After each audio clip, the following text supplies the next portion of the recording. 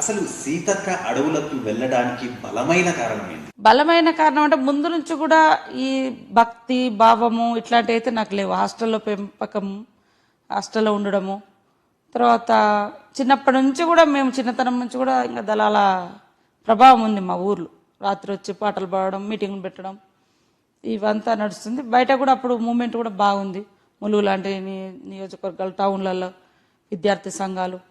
అప్పటికే మేము హాస్టల్లో చదివేటప్పుడు హాస్టల్లో అమ్మాయిల కోసం వేధింపులు అవి అవుతుంటే కూడా తిరగబడము, లేకుంటే హాస్టల్ వాటర్ల మీద తిరగబడడం, ఈ కొద్దిగా రెబల్ మెంటాలిటీ ఉండేది. ఈ క్రమంలో ఇంకా అట్లా పరిచయం అయింది. అందులో మా బంధువులు, మా మేనబావ ఉండడం, మా మామ కూడా అంతకుముందు పనిచేయడం, ఈ ఈ టైపు అది ఇంకా దగ్గరికి తీసుకెళ్ళింది. మీరు 5-6 సార్లు ఎన్కౌంటర్లో నుంచి కూడా తప్పించుకున్నటువంటి ఓ భయంకరమైనటువంటి మళ్ళీ లైఫ్లో అట్లాంటికి జరగద్దు అన్నట్టు ఓ ఇన్సిడెంట్ ఏదన్నా ఉంటే వాళ్ళు చెప్తారు. చాలాసార్లు తప్పించుకున్నాము, 5-6 సార్లు తప్పించుకున్నాము. కాల్పులైన ఇబ్బంది పడ్డాము, అయినా కూడా ఎక్కడ నర్వస్ కాలేదు.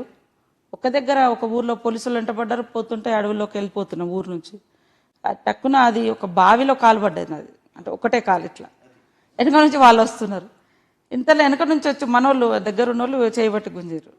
అది ఎప్పుడు అంటే ఇంకా తూటొచ్చి తగిలితే ఎప్పుడో పోదు కావచ్చు, కానీ అది చావు ముందటికి వచ్చి దూరం అయినట్టు అలా పడితే ఇంకా ఇటు వెనక నుంచి పోలీసు వాళ్ళు ముందర అందులో నుంచి వెళ్ళే పరిస్థితి ఉండదు బావి.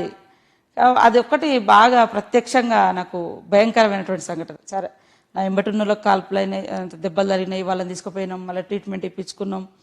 రాత్రులు మొత్తము ఒకరోజు ఎండాకాలంలో పోలీసులు కాల్పులు అయితే చావు బతుకులు, అప్పుడు బాగా సిక్ అయిపోయాను నేను. కాల్పులు అయితే కూడా బయటకు వచ్చినాము. నా దగ్గర ఉన్న వాళ్ళకి 2 గాయాలైనాయి, వాళ్ళందరినీ తీసుకొచ్చినాము.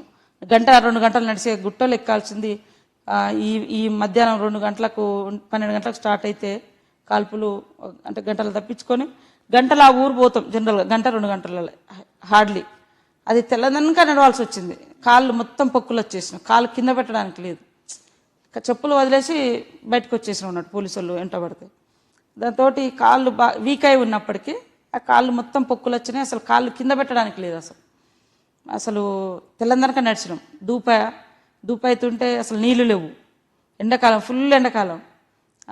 పల్లపుల్లలు వేసుకొని వాటినే ఉమ్మిగా చేసుకోవాలంటే ఏమంటారు, ఉమ్మిలి మింగడం, అట్లాంటి చాలా ఘోరం అనిపించింది. తర్వాత మళ్ళీ గుట్ట దిగి ఇంకో ఊరికి కాడిపోగానే అక్కడంతా మా జనాలు, మా కార్యకర్తలు వాళ్ళు వచ్చి ఇట్లా అయిందని, అక్క ఇట్లా అయిందని తెలియగానే వాళ్ళందరూ వచ్చి అరుచుకోవడం, చాలా బాగా చూసుకోవడం.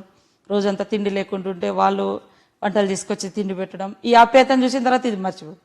మళ్ళీ ఇంకొక దగ్గర వర్షాకాలం, అటు గూడూరు సైడ్ వస్తుంది, అట్లనే ఈ టైం అనుకుంటా ఫుల్ వాన ఇట్లనే ఉంది. గొడుగులు అయినా కూడా మేము కవర్లు వేసుకొని బయటకు వచ్చినాం. పోలీసు వాళ్ళు మెయిన్ రోడ్డు మీద పోతున్నారు.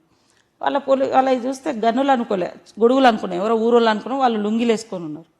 ఊరోళ్ళు కావచ్చు. మాకు కొద్దిగా, నేను కొత్తగా దళకం ఆ ఏరియాకు, రూట్ తెలవట్లేదని పిలిచినాం వాళ్ళని. మమ్మల్ని వాళ్ళు చూసిరు, కానీ మేము వాళ్ళని వీళ్ళు ఏదో ఊరోళ్ళు కావచ్చు అని మేము అనుకుంటాం. వెనక గొడుగు గన్ను ఇట్లా వేసుకున్నాడు, అది గొడుగు లెక్క కనబడుతుంది. అసలు ఎక్స్పెక్ట్ చేయలేము ఆ టైంలో ఇటు వస్తారని.